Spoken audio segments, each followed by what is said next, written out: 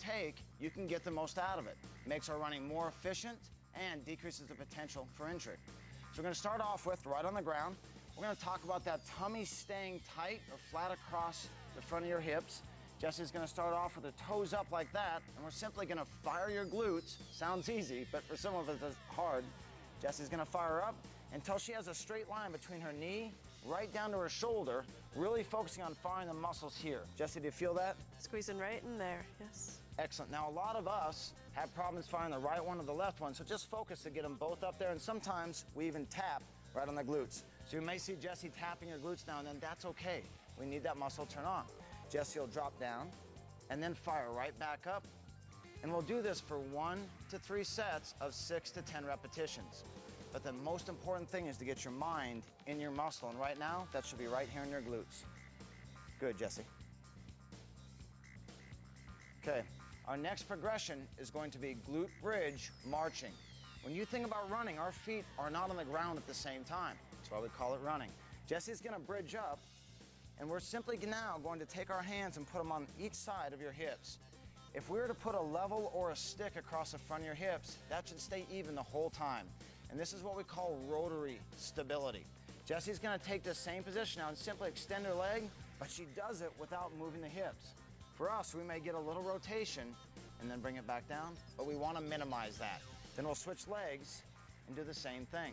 So our goal here is to be able to move the leg while continuing to fire the glute and not let the pelvis or your hips rock up and down. Think about a flight. If you're on a plane, you don't want a whole lot of this. We don't want a lot of that in our marching. So let's go one more. So that is our goal. We aren't just thinking about doing it here, we're thinking about doing it very well at sports school. Mark, I like to keep my hands here and even look sometimes just to see that straight plane, see that one hip isn't coming up or the other isn't coming up, that it's straight there. Excellent point, Jesse. Yeah. Excellent point. This is what happens with every stride. Now, Jesse, let's go ahead and drop back down. We'll show them the last part of our glute bridge progression. And we just are going to go to a single leg glute bridge. Jesse will tuck her knee right up toward her shin. Good. Knees up, toes up, almost looks like that running stride, and now she's gonna fire off that glute just like you would every time the foot hits the pavement and the other leg comes through. Very difficult exercise. Jesse's making it look easy, but for us, it may be a little bit more challenging. And then we'll come back down and then go up again. So now she has to put all this weight into one glute and keep that pelvis nice and even. It's a little bit of work, isn't it, Jesse? Yes, and that's what I love about this one, because we do just strike the ground with one leg at a time, so it merely makes me force each one of these to work exactly the same so I have balance when I run. And that really is important as you start to get into your running mechanics, and that's really the benefit of us going out, whether we're going out to get exercise and clear our mind, or going out to improve our times. Great job. Very simple exercise, really important to do before you go run, so use those glutes every stride that you take. Jesse, let's go ahead and progress up to the hip crossover. We'll take the arms right out to the side, and our goal here is just to warm up the low back and kind of get that torso loosened up. Running is a very straight ahead sport, but I also want to get some things where the body is fluid so we can transfer energy from your arms right down to your feet. Jesse, let's go ahead and rock over to your right. Notice your shoulders stay flat. Feel that through here on your torso. Good. And then rock over to the other side. Do you feel even on both sides, Jesse? I always feel in the beginning a little bit off. By the end of the exercise, it feels more even. And that's the whole goal with movement prep. You may start off not quite perfect, but just like firing up your car, it kind of has to get in through some different components, and then all of a sudden it starts running real well. Then we can get out and take it on the freeway. Good. And the body naturally is going to have a little imbalance right to left. We're just going to boot up this computer a little bit different. This hip crossover will feel really good. And we'll do that again for 1 to 3 sets, 6 to 10 repetitions on each side. Now the last exercise we're going to do is a calf stretch. And just while Jesse's in this position, we tend to go through and stretch the calf or the muscle on the back of your shin, usually by trying to just pry it apart. We wouldn't do that with anything else in your life. You don't want to exert a tremendous amount of force on something. We want to work with it. And that's what we do here at sports school. Jessie will work on this little action of pushing her toe up and down. And when I say pull the toe up toward your shin, it really is just firing this muscle on the front of your shin. When you fire this muscle, it forces the one opposite or our calf to relax. That's simple. So Jessie, let's roll over and show them how that looks.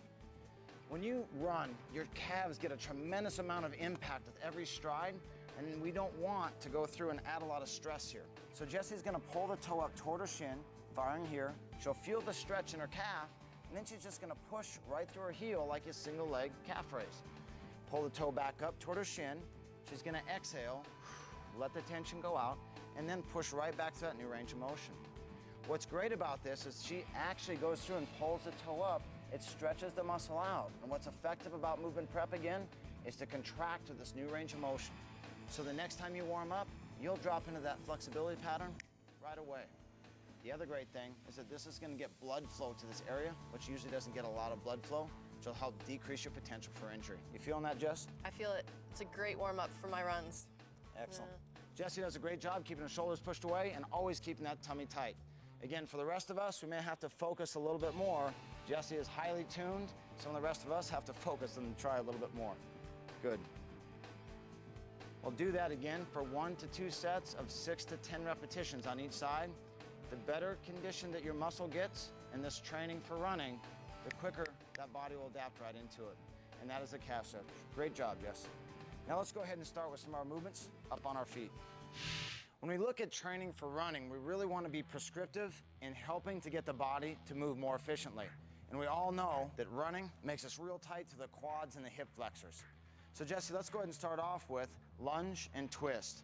Jessie's going to start off by taking a step backwards, and she's going to lunge down. Now when we lunge, we're going to keep a straight line from her ear right down to her knee. And Jessie's now going to rotate toward her front leg, and the most important part here is to fire this glute. And you can see this great stretch that's occurring right down through this area. So the quad will stretch, the hip flexor will stretch, and now we'll get right into this glute, and then Jessie will repeat right back up and drop the other leg. Now each one of these reps we're going to hold for about a count and a half. She's going to turn, she's going to exhale, fire the back glute, and then return right back up to standing. Good, and we'll go to the other leg again.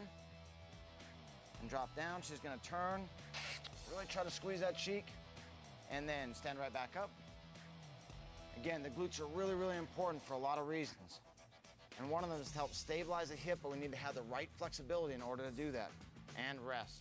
Now, Jessie, early on, did this feel like a little bit of a workout? Yes, lunges in the beginning, just a few of them, really made me sore around here. And now it's really just a warm-up. It stretches everything, and I don't have that soreness I had in the beginning.